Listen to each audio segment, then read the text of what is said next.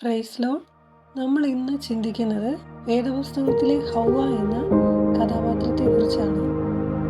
ഹൗവ എന്ന എബ്രായ പേരിൻ്റെ അർത്ഥം ജീവൻ, ജീവനുള്ളത് എന്നാണ്. മനുഷ്യജീവിതം സന്തോഷപ്രദമായിരിക്കണമെന്നാണ് ദൈവം ആഗ്രഹിക്കുന്നത്. അതിനുവേണ്ടി എല്ലാ സജ്ജീകരണങ്ങളും ദൈവം പൂർത്തിയാക്കിയ ശേഷമാണ് ആദാമിനെ സൃഷ്ടിച്ചത്. ആനന്ദകരം എന്ന അർത്ഥമുള്ള ഏദൻ എന്ന തോട്ടം ഉണ്ടാക്കി അതിൽ ദൈവം മനുഷ്യനെ ആക്കി. ജീവജാലങ്ങളെയെല്ലാം ആദാമിന്റെ അടുത്ത് വരുത്തി. അവയിലൊന്നും ആദാമിന് പറ്റിയ പങ്കാളിയായി കാണായികയാൽ ദൈവം ആദാമിന് ഒരു ഗാഢനിദ്ര വരുത്തി.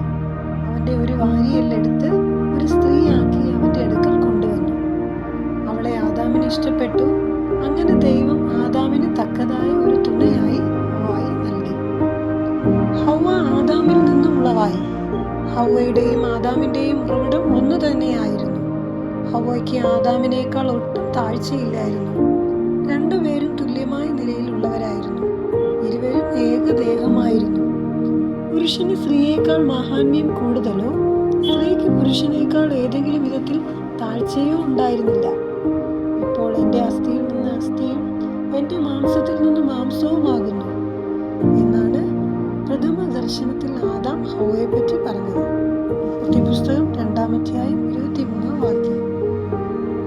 പുരുഷന് തക്കതായ തുണയാണ് സ്ത്രീ. എല്ലാ ജീവജാലങ്ങളെയും ആദാമിന്റെ മുമ്പിൽ വരുത്തിയിട്ട് അവയിൽ ഒന്നുപോലും മനുഷ്യന് തക്ക തുണയായി കാണുകയാൽ ദൈവം തന്നെ പുരുഷനിൽ നിന്ന് സ്ത്രീയെ ഉളവാക്കി അവന് നൽകി. അവർ പരസ്പരം സഹായിക്കാൻ കടപ്പെട്ടവരാണ്. സ്ത്രീ പുരുഷന്റെ തേജസ്സാകുന്നു. കർത്താവിൽ പുരുഷനെ കൂടാതെ സ്ത്രീയും സ്ത്രീയെ കൂടാതെ പുരുഷനുമില്ല. സ്ത്രീ പുരുഷനിൽ നിന്നുണ്ടായതുപോലെ പുരുഷൻ സ്ത്രീ മുഖാന്തരം ഉളവാകുന്നു. എന്നാൽ സകലത്തിനും ദൈവം കാരണഭൂതൻ. ഹൗവയെ ആദാമിന് തക്ക തുണയായിട്ടാണ് ദൈവം സൃഷ്ടിച്ചത്.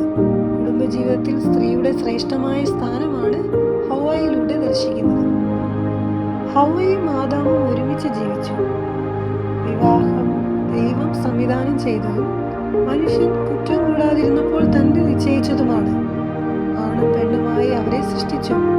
ദൈവം അവരെ അനുഗ്രഹിച്ചു. നിങ്ങൾ സന്താനപുഷ്ടിയുള്ളവരായി പെരുകി ഭൂമിയിൽ നിറഞ്ഞ് അതിനെ അടക്കി വാഴുവിൻ എന്ന് കൽപ്പിച്ചു. പുസ്തകം 1-ാം അധ്യായം 28-ാം വാക്യം.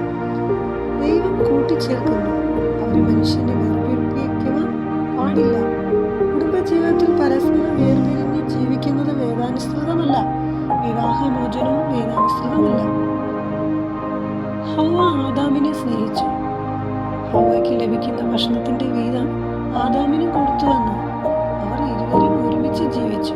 ഒരുമിച്ച് ജോലി ചെയ്തു. അത്തിയില കൂട്ടിത്തുന്നി തങ്ങൾക്ക് അരയാട ഉണ്ടാക്കി. ഇരുവരും നഗ്നരായിരുന്നു. അവർക്ക് നാണം തോന്നിയതുമില്ല. ദൈവ സ്വരൂപത്തിലും സാദൃശ്യത്തിലും ആണും പെണ്ണുമായി അവരെ സൃഷ്ടിച്ചപ്പോൾ ദൈവത്തിന്റെ തേജസ് അവരുടെ വസ്ത്രമായിരുന്നു. ലജ്ജ തോന്നേണ്ട കാര്യമില്ലായിരുന്നു. എന്നാൽ പാപം ചെയ്തപ്പോൾ ഇരുവർക്കും അവരുടെ ദൈവ തേജസ്സിന്റെ വസ്ത്രം നഷ്ടപ്പെട്ടു. അപ്പോൾ അവർക്ക് നാണം തോന്നി. പാപത്തിന്റെ അനന്തരഫലമാണ് ലജ്ജയും ഭയവും എന്ന് ഓർക്കുക. ഉൽപ്പത്തി പുസ്തകം 3-ാം അധ്യായം 9-10 വാക്യങ്ങളിൽ കാണാം. ഹൗവ അറിഞ്ഞിരുന്ന സത്യത്തിന് അനുസരണമായി ജീവിച്ചില്ല. ദൈവം തോട്ടത്തിൽ എല്ലാ വൃക്ഷങ്ങളും ഉണ്ടാക്കി. നന്മ തിന്മകളെ കുറിച്ചുള്ള അറിവിന്റെ വൃക്ഷവും ഉണ്ടാക്കി. ആദാമിന് വേണ്ട നിർദ്ദേശവും കൊടുത്തു. ഹൗവയെ ദൈവം ഉരുവാക്കിയത് അതിന്റെ ശേഷമാണ്. ദൈവകൽപ്പന ആദാമാണ് ഹൗവയെ അറിയിക്കുന്നത്. അതവൾ അവഗണിച്ചു കളഞ്ഞു. ഹൗവ ദൈവത്തിന്റെ ആലോചനയെ അവഗണിക്കുകയും പിശാചിന്റെ ഉപദേശം സ്വീകരിക്കുകയും ചെയ്തു. അത് മനുഷ്യവർഗത്തിന്റെ മുഴുവൻ്റെയും ശാപത്തിന് മുഖാന്തരമായി. ജഡമോഹം, കൺമോഹം, ജീവനത്തിന്റെ പ്രതാപം എന്നിങ്ങനെ പാപത്തിന്റെ 3 അവസ്ഥ അവളെ കീഴടക്കി. യോഹന്നാൻ 2:15, 16, 17 വാക്യങ്ങളിൽ കാണാം. തിന്മാൻ നല്ലതാണ്, അത് ജഡമോഹം. കാണുവാൻ ഭംഗിയുള്ളത് കൺമോഹം. ജ്ഞാനം പ്രാപിക്കുവാൻ കാമ്യം, ജീവനത്തിന്റെ പ്രതാപം. ഈ 3 വിധത്തിലും പാപം അവളിൽ പ്രവർത്തിച്ചു.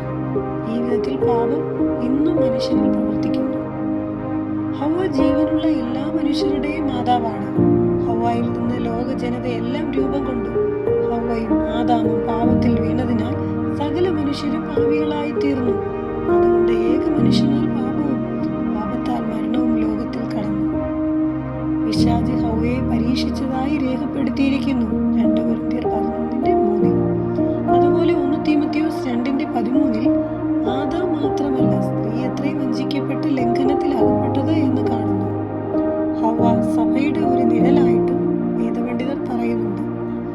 ആദാമിന്റെ ഗാഠനിദ്രാവേളയിൽ ആദാമിൽ നിന്ന് ഹൗവ ഉളവായതുപോലെ ക്രിസ്തുവാകുന്ന രണ്ടാം ആദാമിന്റെ ക്രൂശ് മരണത്തിലൂടെ മണവാട്ടിയാകുന്ന തിരുസഭയെ രൂപപ്പെടുത്തുവാൻ ദൈവം അവസരമുണ്ടാക്കി. ആദാമിൽ ഹൗവ മറഞ്ഞിരുന്നതുപോലെ സഭയാകുന്ന മണവാട്ടി ക്രിസ്തുവാകുന്ന മണവാളിൽ മറഞ്ഞിരിക്കുന്നു. കൊലോസ്യർ 3:2-3. ഈ വിധത്തിൽ ചിന്തിക്കുമ്പോൾ ഹൗവ സഭയുടെ നിഴലാണെന്ന് വേദം